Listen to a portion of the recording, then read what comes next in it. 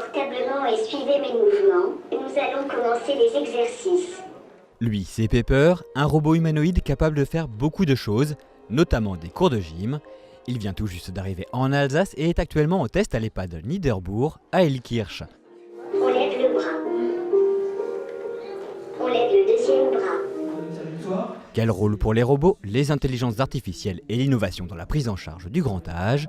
Autant de questions auxquelles on va tenter de répondre lors du hackathon organisé par le conseil départemental.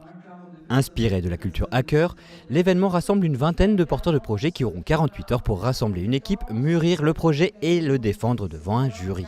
C'est en fait une mise en commun et un travail en commun de tout plein de personnes qui ne se retrouvent pas forcément ensemble, mais qui travaillent sur le même sujet. Et aujourd'hui, le vieillissement des personnes âgées et le vieillissement de notre département est un vrai sujet.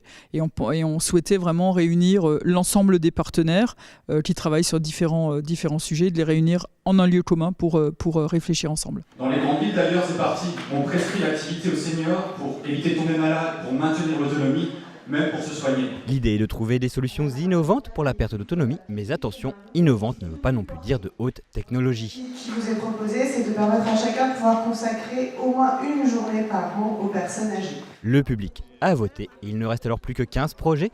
On rejoint l'équipe Mobile Sport Lab. Enfin, toutes les facilités dont les gens... Ici, pas de robot, mais une idée simple. Si tu ne vas pas à la salle de sport viendra à toi. À Strasbourg, on a le sport sauté sur ordonnance qui s'est développé, une idée géniale. Malheureusement, tous les territoires n'y ont pas accès. Donc, à défaut de pouvoir investir dans des grands gymnases et des grandes salles, nous, on souhaite déplacer une unité mobile qui permettra aux seniors d'avoir accès aux bienfaits de l'activité physique. Donc, techniquement, il n'y a pas de limitation si on a les budgets. Autour de la table, des industriels, des associatifs, des élus et des représentants de patients. Sur le plan technique, le projet est bien avancé. Les solutions existent d'ailleurs déjà sur le marché. Monter 4 murs à un endroit, ça, la solution technique, on l'a. Mais avoir 4 murs qui répondent à la problématique liée à l'activité physique et le public senior, ça n'existe pas. Et l'enjeu, il est là sur 48 heures. Ils prennent l'appel, le téléphone décroche tout seul, il se met en parleur. Bonjour monsieur, est-ce que tout va bien?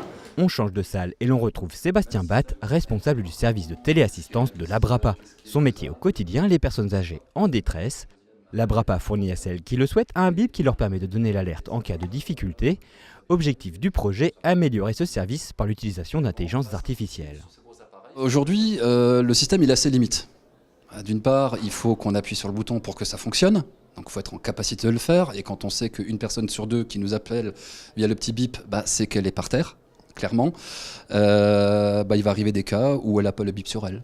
On s'est dit que le canal de la voix, dans certains cas, pas dans tous, mais dans une grande majorité des cas, ça permettait éventuellement de remplacer déjà ce bip en disant plutôt que d'appuyer sur un bouton que je n'ai pas sur moi, simplement peut-être qu'en criant au secours, tout le système va s'enclencher et je vais être appelé par quelqu'un.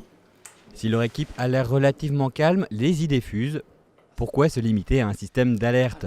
Après tout, les géants du numérique proposent bien des assistants vocaux, pourquoi ne pas en développer un adapté aux seniors? Ça peut être un grand plus de pouvoir dire, pas besoin d'appuyer sur un bouton, pas besoin d'aller sur une tablette ou quoi que ce soit. En parlant, je peux demander de l'assistance, je peux demander de l'aide, je peux demander des informations. Comment je sors aujourd'hui? C'est quoi la météo? Qu'est-ce qui est prévu? Par exemple, des choses très très simples, mais surtout aider à la sécurité et à la gestion de la vie quotidienne. Mais là, il faut qu'on bricole, faut modifier ça. Ok, donc là, attention, je suis d'accord. Merci beaucoup. Merci à vous, c'est beau de voir les moments de création comme cela. Ouais, c'est... On retrouve l'équipe le lendemain à quelques heures de la présentation finale. Le stress monte, on fait les derniers ajustements. En une journée et demie, le projet a beaucoup évolué. Il a fallu faire des coupes. Pas le choix. On avait tellement envie de dire de choses, tellement envie de justifier, etc. C'est juste pas possible.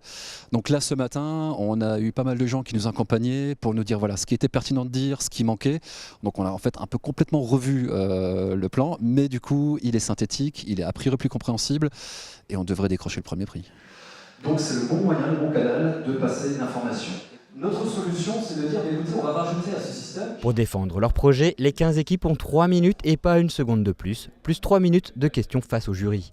Pour le Mobile Sport Lab, la présentation se passe bien, il faudra attendre encore un peu pour savoir si le projet est retenu, mais le bilan est déjà très positif. Le projet, on le portait déjà avec des industriels.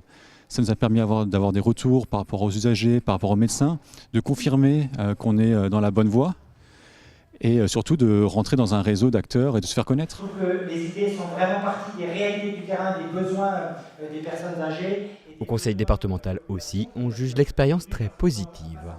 Déjà, on a décloisonné des secteurs qui n'ont pas forcément l'habitude de travailler ensemble. Donc ça, je pense que c'est déjà un élément important.